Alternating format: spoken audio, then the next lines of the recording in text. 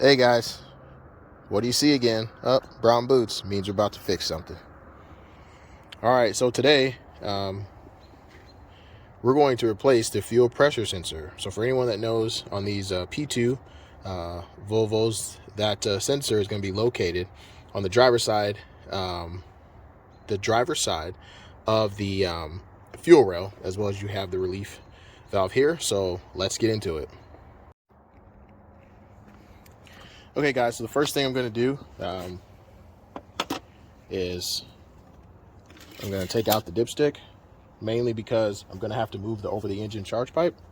And just for everyone's reference, this is a 2004 Volvo V70R. So as you can tell, got the, for those who don't have the plastic pipe, this is the aluminum version of the over-the-engine pipe. So yeah, we'll be taking that off. So I'll start in the back with the V-band, and that takes a T25 Torx. From there, I'll remove the 10 millimeter here, as well as a T25 Torx that mounts this to the power steering rail, and then the other 7 millimeter down here. That connects the aluminum charge pipe to the rubber hose that connects to the inlet to the intercooler.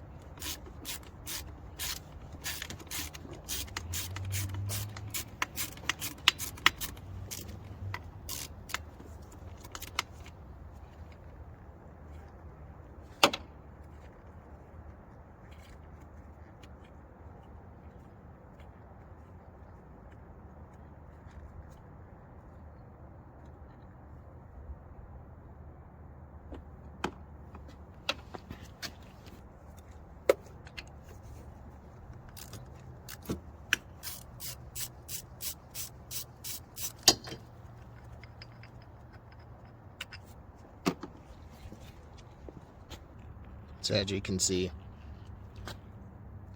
right there, that's the 7 millimeter charge pipe.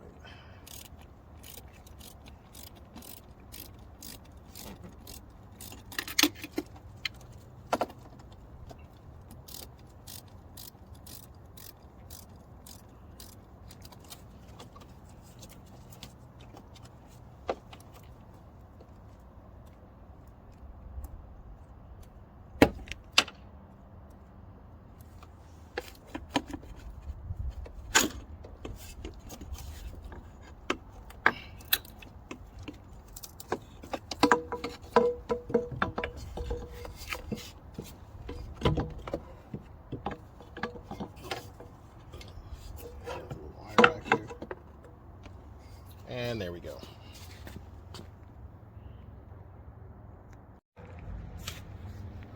All right, next we've got 4 bolts that hold on this front cover. You've got 2 10 millimeters and then 2 T30 Torx.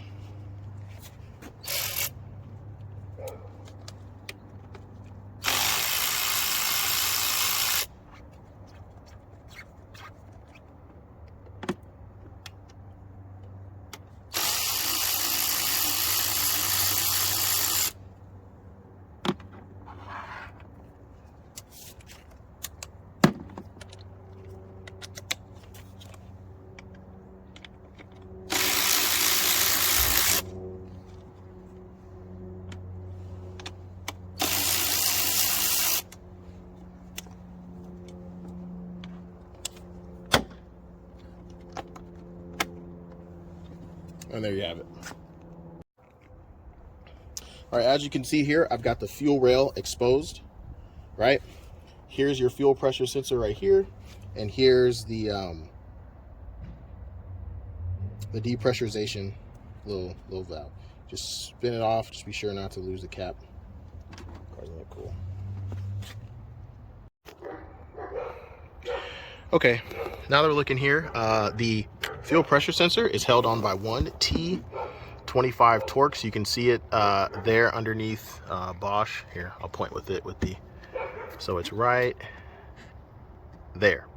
On most of these cars, it's going to be kind of rusted, so just be mindful, be wary of that.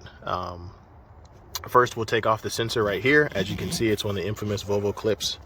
So just make sure that you've got a device to help get that off. For me, I like to use a little pick, and I can just get down in there. It helps to move it right along, and then just wiggle and jiggle it out. There you go. Just set that bad Jackson off to the side, and now you have it. Obviously, this is connected to the fuel rail, so from there we're going to need to relieve some pressure, and then I also like to put a rag down here to catch any excess fuel. I like to have the pressure sensor ready to go, so you minimize the amount of fuel that gets spent out. All right, guys, before I get my new sensor ready, as you can see, here's the part number. I'm just going to coat it, a little bit of grease. Just put on my finger, and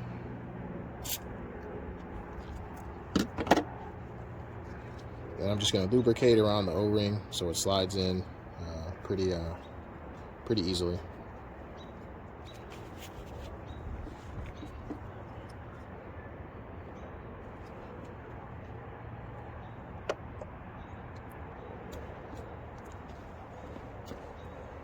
Let's take it off.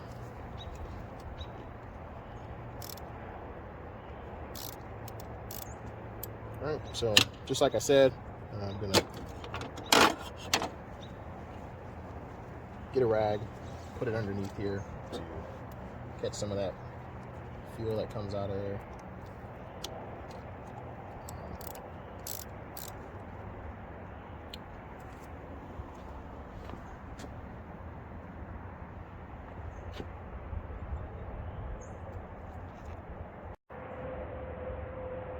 All right, so as I go, I'm just gonna slowly release some of the pressure from the fuel lines.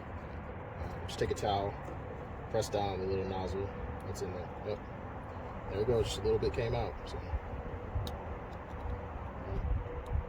Now just understand that even though I'm releasing a little bit of pressure, there's still gonna be fuel in the line. So, you know, be expecting, I don't know how much to actually come out, but just be expecting.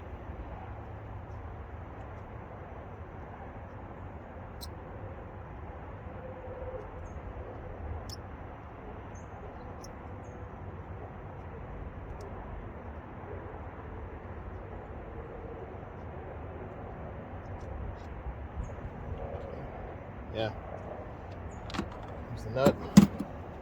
Okay, so with this, I should just be able to give it a few little wiggles, and it should come right out. And then I always have my other one get ready to replace it as quickly as I can.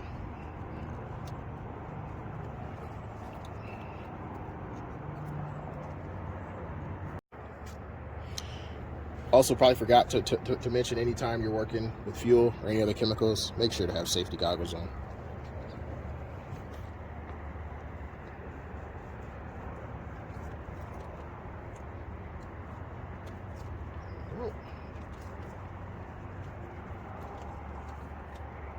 There we go, just cracked it a bit.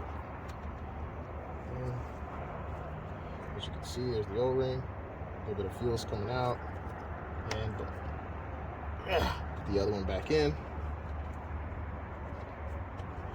There we go. You couldn't really probably see it that well, but yeah, it was a pretty decent stream of fuel coming out of the port. So.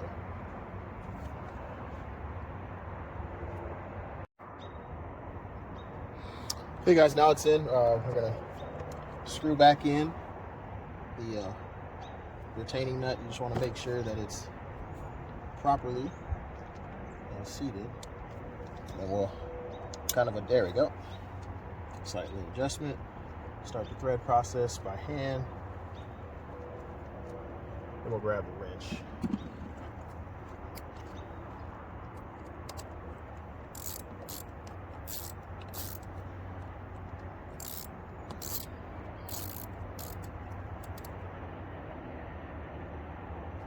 All right, just remember you want it snug because obviously you're bolting up against plastic. You don't want to crack the plastic or break it as you're putting it in. I would also tell people, invest in, especially working on these Volvos. Go back out a little bit. I've got this T25 Torx. I think I got it at either AutoZone or somewhere. Find different kinds because there's a lot of tight spaces around there, and obviously I have another T25, I think, that came with my set. Most of them kind of look like this with the extra long neck. Find what works for you. Have different options because a lot of times just makes it easier. All right, so now that we're back in, just gonna reconnect obviously our hose. Obviously inspect it, make sure there's no corrosion or anything like that. If so, you can do some electrolyte spray or electronic spray, excuse me, some electronic spray. And then there we go. Here's a nice tight fit. All right, cool, and we'll button it back up.